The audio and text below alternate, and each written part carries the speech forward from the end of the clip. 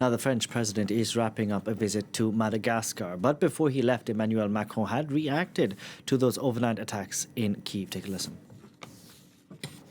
The only thing we have to do, the only thing I reiterated to President Trump, whom I spoke to 2 days ago at night, the only thing is for President Putin finally to stop lying. When President Putin speaks to American negotiators, he tells them, I want peace. When he speaks to the whole planet, he says, I want peace. He continues to bomb Ukraine. He continues to take lives in Ukraine. There is only one answer we are waiting for. Is President Putin agreeing to an unconditional ceasefire? To talk more about this, we can bring in our foreign affairs commentator, Douglas Herbert. Doug, good to see you.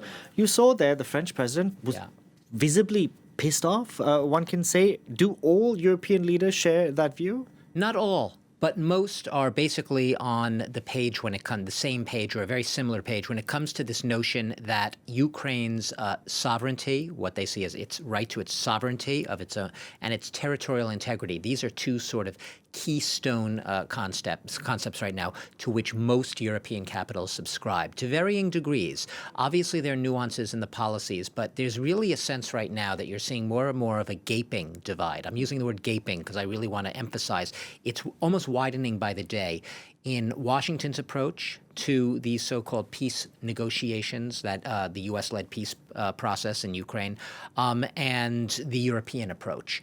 From the European perspective, what Donald Trump's policy amounts to basically is throwing multiple strategic wins Putin's way, multiple bones to Putin, asking almost nothing of Russia in terms of concessions, very, very little of Russia in terms of concessions, while heaping the brunt, the overwhelming brunt of the pressure and the expectations on Kiev. That is making the demands for concessions from the country which, in the view of most of Europe, if not almost all of Europe, is the aggressee. That is the country that was invaded by an aggressor country, Russia.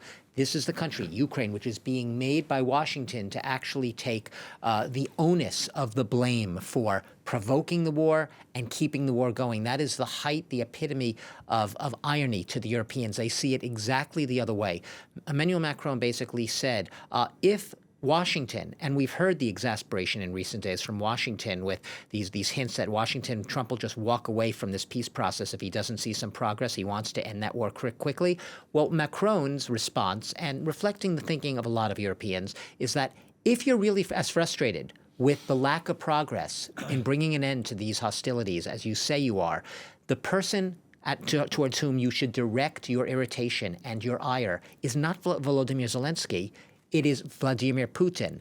That is what Zelensky means when he says he wants more pressure to be brought to bear on Russia. He wants Europe to apply more pressure, but he also wants, notably, the United States to apply more pressure.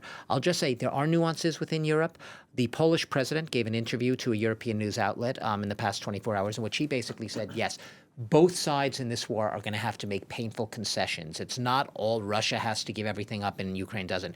But the general notion is those painful concessions from both sides at the end of the day mean that Russia also has to acknowledge to some degree a lot of Ukraine's red lines, and that is this notion of territorial integrity and territorial sovereignty. Doug, it seems that since that Oval Office dust-up, we've had the United States and Europe on separate wavelengths, and they rarely meet, even when it comes to security guarantees. There's nothing that has been indicated so far in the U.S. proposal to give the Europeans a sort of comfort zone that there is going to be security guarantees. And once again, what do we mean by security guarantees? It's like these terms that we throw out there and they start to mean nothing because you say them so often. Security guarantees for Ukraine simply mean that they have an insurance policy that Russia simply will not press reset on the entire Ukraine invasion and go at it again in a few years. Once Putin's army has had a little bit of a breather, a chance to rearm, to re-equip, go at it again. Because Putin has made it clear. He has root causes. He has fundamental goals in this conflict, and he is not going to stop before he is satisfied that those goals have been met. Nothing will stop him. Not Donald Trump's Truth Social tweet a couple of hours ago, basically saying, Vladimir, stop, let's get a peace deal done. I'm not happy with this. That doesn't work with Vladimir Putin. It doesn't matter if it's the president of the U.S. At the end of the day, Vladimir Putin won't stop. That is why security guarantees aren't just a little detail in these peace negotiations. It's not like, oh, come on, Ukraine, shut up already about your security guarantees. It goes well beyond that. They are fundamental to the long-term sustainability and viability of a ceasefire. Not because I'm saying it, Delano, but because time and again in precedent, in past conflicts where you've had ceasefires or frozen conflicts, so to speak, you have had those conflicts reigniting or not being resolved, and the threat remaining of a much larger country with a much larger army posing that same threat that it did in the past, and perhaps reigniting the same conflict again. Steve Witkoff is due to meet.